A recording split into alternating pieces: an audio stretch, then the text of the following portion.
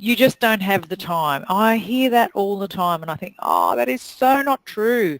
Everybody has the same amount of time. Every single person has the same 24 hours a day. So what you probably should be saying is, I don't know how to find the time, or I just can't make the time, or the other things that are going on in my life seem to be sucking up my time. All of those I'll accept, but you can't say that you don't have time. You just can't. Okay? So let's have a look at it. Maybe this is what you could be saying. Maybe this is a little bit more accurate. Perhaps you start every day without a plan. Perhaps you have so many things to do that it's just so overwhelming. And maybe you say yes way too often. Maybe you don't think it'll ever change. And that's the same for everybody. Or you think, why plan? Because it changes anyway, especially in our space, because hair and beauty professionals at any point, at any time, any given day, the rules change, the game changes. So you think, oh, why should I even plan? Because it's just going to change, right? So the other thing that I think is a bit of a challenge is you don't stop long enough to even make yourself a plan. Or the other thing is nobody's shown you how. So I'm going to show you how today, just to go through a few things that I think you might find is helpful. The one thing I want you to think about though is, what does this time next year look like? If you don't have a plan to make any changes, then it's going to look exactly the same. If you're lucky, it could look worse. But if you think to yourself, well, I'm working 40 hours on the floor, and you haven't really thought about whether that's possible to work less, then guess what? Next year, you'll be working 40 hours on the floor. The only trouble with that is you'll be 1 year older, so your body will be 1 year older. So I think you need to really consider to have a plan. It's not easy, right? Let's be really honest here. It's not easy, but it can be different if you want it bad enough. Everybody's mad busy. Everybody. I don't know anybody sitting around going, oh, well, I don't know what I'll do today, especially if you're a hair and beauty professional or a salon owner. So just get over yourself, right? I say this to myself all the time. Lisa, get over yourself. Everybody's busy. You've got all this stuff to do. Let's put it in some sort of order or structure so that we can get it done. Okay? Everybody, including myself, needs to take stock of their own stuff. Some stuff's not yours, so stop doing other people's stuff. Okay, some stuff is yours and some isn't. So you've got to take a really clear stock of what you need to be doing. And there has to be a reality check. You have to define your job. And a lot of you are doing other people's jobs, and that's not a good thing. The other thing is people will help you.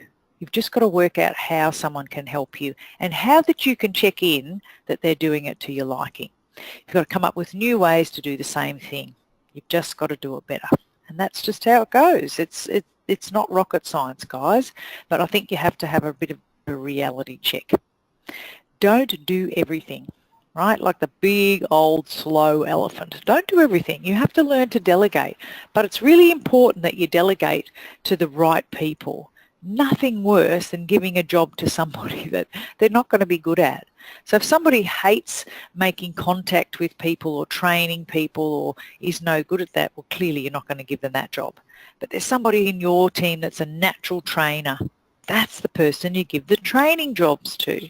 So you've got to learn how to delegate. It's not just about giving your jobs away to everybody else. It just doesn't work that way. The difference with this generation is they work alongside you. They're different to in the past. If you go back 20 years ago when I was in a salon, you got told what to do and you just did it. If you didn't know how to do it, you just kind of fluffed your way through it and you worked it out without any assistance.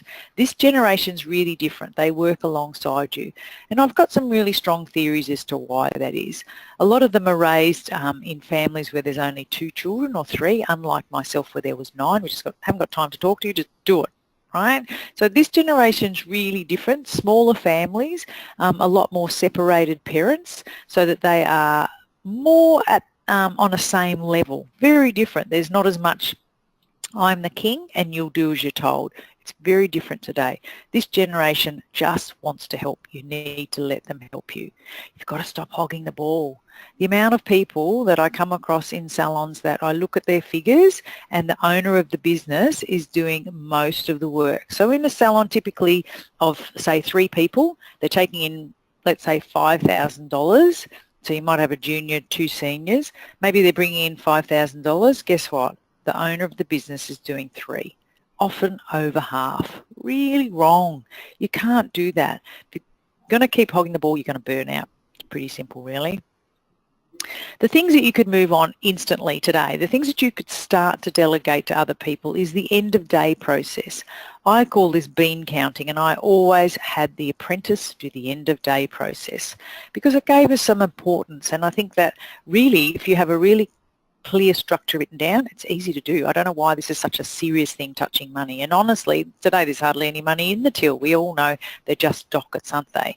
The ordering of stock, another thing that could be handed over instantly if you could write a system for how it was done.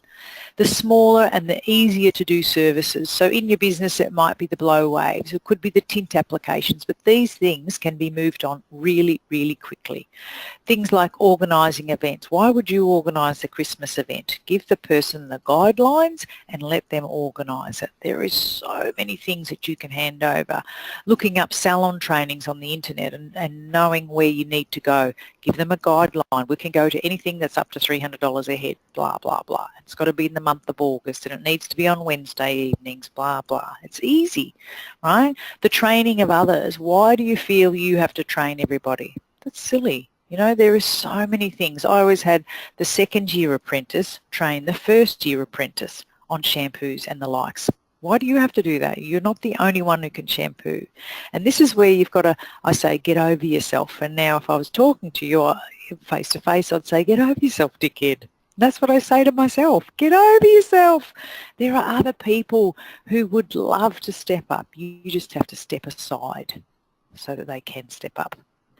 So many things can be shared, so many things. And then it puts the power across the whole team, not one person. Now, I had a conversation with a girl the other day and she said, oh, I'm so scared to delegate things and to share things because I did it once before with a manager and she knew more about my business than me, and then when she left, it left a huge hole. And I said, that's why you don't give it to one person.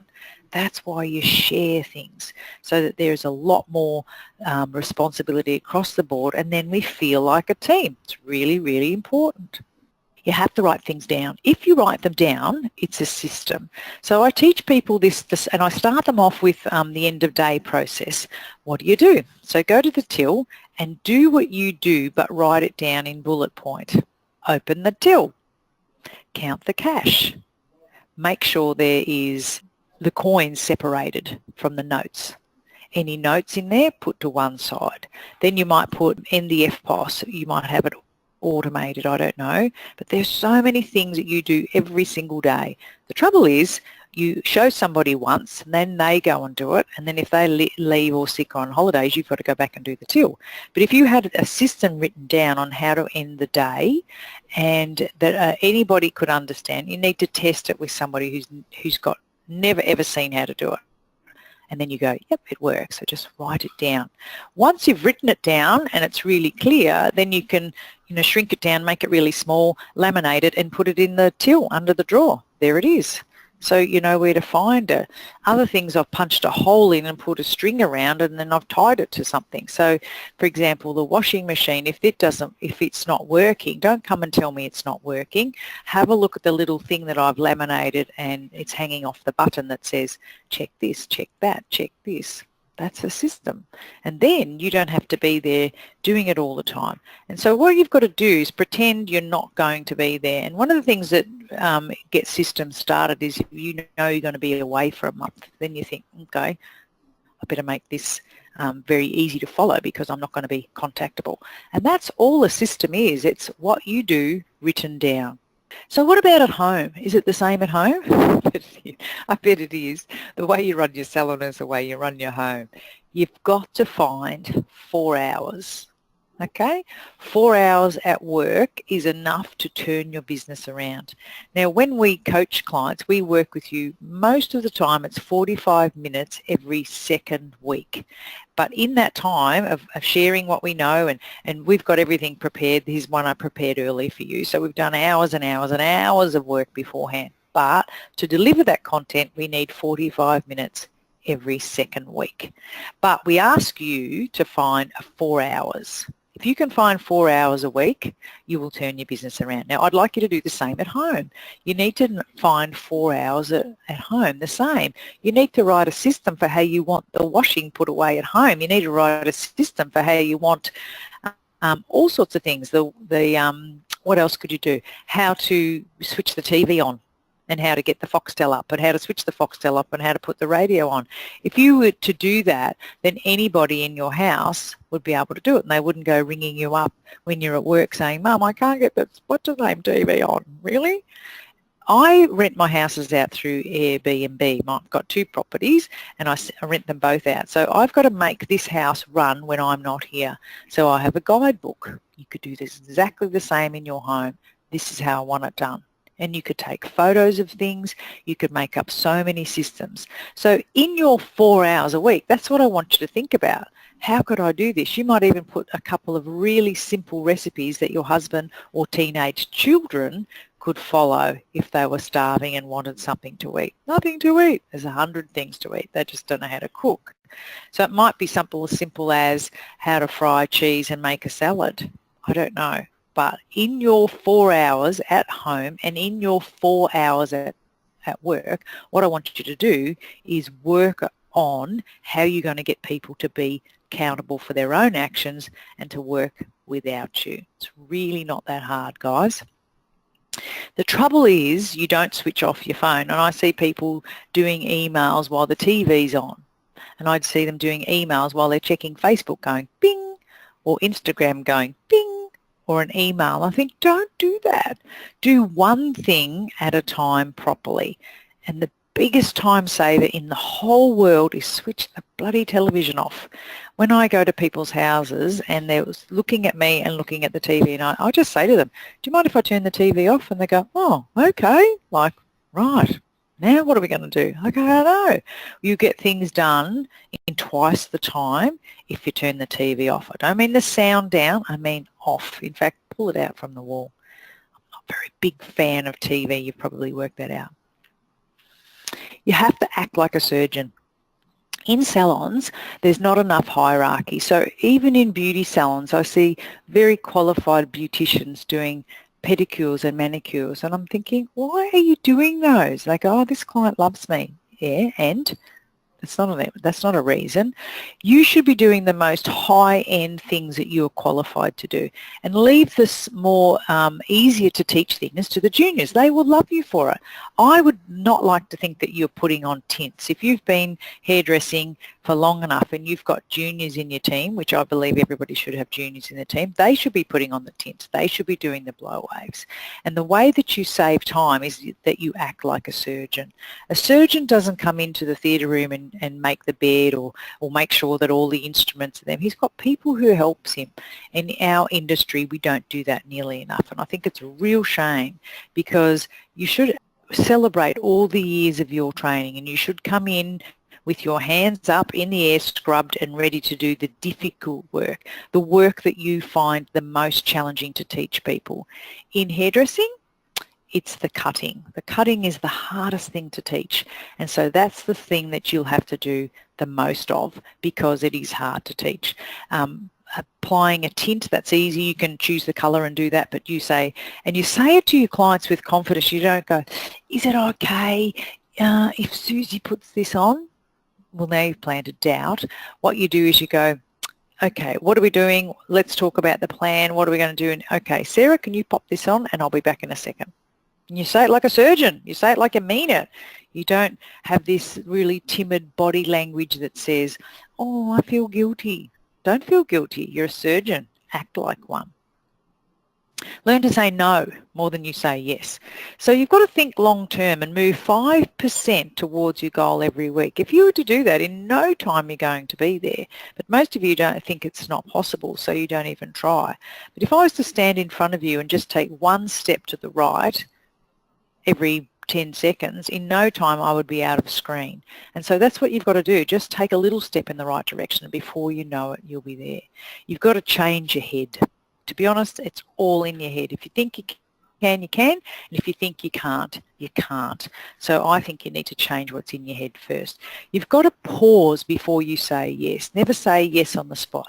Someone says to you, can you come early tomorrow morning, or can you stay back late, or can you do this, or can you do, and you just say, I'll get back to you. Never say yes on the spot. Never say yes on the spot. You're on the phone and someone's asking for something out of the ordinary. Go, yes, I can do that. You hang up the phone. You think, why did I say yes? I'm an idiot. I was having Saturday off and now I'm coming to do one client. Why did I do that? So that's what I mean by saying no, I'll get back to you, because you can have some time to think about it and you can cool down. You're probably your worst enemy when it comes to the diary. I am. I'm not even allowed to touch my calendar because I have this inherent hairdressers, yes, yes. So Andrea won't let me touch the diary. She goes, and if I do put something in there, I have to put it in bright red so she can check it. Because I say yes, and I think I can get from one event to another in miracle time. She says, oh, do you have a jet? I think, oh, no. But she goes, it's 4 o'clock on a Friday afternoon. You're not going to make it. And I think, oh, sure. But that's why I'm not allowed to touch it. And so if you're terrible at saying yes, then get away from the diary. Let other people do it who can do it unemotionally. The other thing is you need to explain why you're saying no to someone. Just go, no. Like I used to remember the girls used to say, Lisa, and I'd go, no. And they go, you don't even know what I'm asking. I could tell by the tone of their voice that they were going to ask me for something they shouldn't be asking me for. So I'd just go, no. And I used to do it the same with kids. Mum, no. So I said, Mum, you knew they were going to tell you something. But if it was Mum, you just could tell, by the way. And so you get pretty clever at this. You've got to cut back your times. Like, for example, if someone says, let's go out for dinner, I think there's 3 hours I'll never get back. I think, let's have a coffee. That's 20 minutes. So you can still meet the person. You can still have time with them, but you need to cut back and be, to be honest, you've got to be a tight ass. You've got to be really tight with your time, really tight, right? Do 2 things at once. People ask me, you know, they want to partner with me and do things like that. And I think, yep, that's fine. I can have a chat to you at 6 o'clock this evening, just so you know I'll be walking my dog. I'm happy to walk and talk. Is that okay with you? And they go, oh, okay. Now, I walk for an hour. I'm not talking to you for an hour just because I can. I'm still talking to you for 20 minutes. So do 2 things at once like that is a really good way of getting some things done. Now, before I told you don't do 2 things at once. Don't do emails and watch TV. That's different, okay? This is doing 2 things at once are very productive, and it means that you can go for a walk. I've even had people who've got dogs as well as me, and I say, yep, I'm happy to catch up with you, but I want to meet you in this park. Neutral ground means you can both leave. You don't have to, they come to your house, sometimes you can't get rid of people, so you meet in a public place and you walk and talk the dogs. Done. That's a good thing to do with girlfriends too, because everybody I know is trying to lose a few kgs, so that's good, rather than sitting in a restaurant which will take 3 hours. You say, I've got to walk from 6 to 7, bring your dog, let's walk and catch up. And they go, okay. So you've got to lead the way. I do it all the time. I'm such a tight ass with my time. Now you know my secret. I don't know that I should have been telling you this. Drop something to every second week. That's another really good strategy too. So for example, if you're a cleaner freak and you scrub your showers every week and domestos them and all that, do it every second week.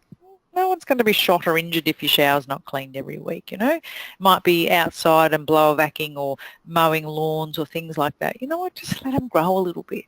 Just every second week would be really good, you know. Just do things like that. Just have a think. Write everything down on a piece of paper where you think sucks up all your time, and think, what can I leave to every second week? Time's not a trick, you know. It's an absolute skill, and it's something you need to learn. And most of us don't teach this to anybody else. You know, if we're lucky, we watch people who are efficient. You won't get anyone more efficient than me. The amount of stuff that I get done in a day, like even I find notes that I've written 2 days ago and I think, that's all done. I'm always writing notes. I'm always doing it, and I'm trying to double up where I can, and I'm trying to concentrate really hard with the things that I don't like to do. But time, there's no trick. It's an absolute skill, and it's something you need to learn. The other thing that I'd say to people is, and my kids used to do this all the time, they'd ring me at work and they'd be fighting. I had twin boys, right? And they'd be fighting over the remote controller, who's going to watch their show. And I think, you're ringing me at work. You're ringing me at work to ask me where I've hidden the bloody remote control. Really? So I used to say to them, don't ring your mother unless there's a fire or somebody's bleeding. I don't want to know about it. So that was my fire and blood rule. I can remember making a sign for one of the girls I was mentoring years ago, and I posted it to her in the thing. I've said, I've sent you a present. So I wrote the fire and blood rule. I made a little tag and I hung it around her neck. And so when she was in her office, when her team member, she had a team of about 8, they'd come to her and they'd read on her back fire and blood rule, and they'd walk away. So why are you coming to tell me that the printer's jammed? Unjam it yourself. So I am really tight with time, and that's the reason I get so much done. So you need to say, is there a fire? So the kids would ring the salon, the twins would ring the salon and say, can I talk to Mum, please? And of course the hairdressers would say, it's Aaron on the phone. And I'd say, can you ask Aaron, is it a fire or is somebody bleeding? And they'd say, oh, your mum said, because they were too nice to be mean like me. And then Aaron would go, all right, it can wait. And I'd get home and I'd say, what were you ringing for? Because Jake had 25 minutes on Xbox and the timer went off and he didn't listen. Really? Tell someone who cares, Aaron. You have to stop doing this. This is the other thing that drives me insane about salon owners. They've got these long necks and they're meerkats and they watch their team members. Oh, what is she doing over there? And they're stretching their necks. And I think, really? If you're stretching your neck and you're watching someone, it's because you don't trust them. How would you like to work with someone who doesn't trust you? Interesting. Don't do it. It's not very nice. If you have to watch them, and I know why you watch them, because you're so worried they'll do it wrong, the answer is training. You've got to train people. You've got to trust them and you've got to train them. Be honest about what their shortcomings are. They'll tell you. But if you don't ever have an opportunity where they get to talk to you, then you've got no hope. So stop stretching your neck. The other thing is you've got to take emotion out of it. Don't always think of everybody else. You matter too.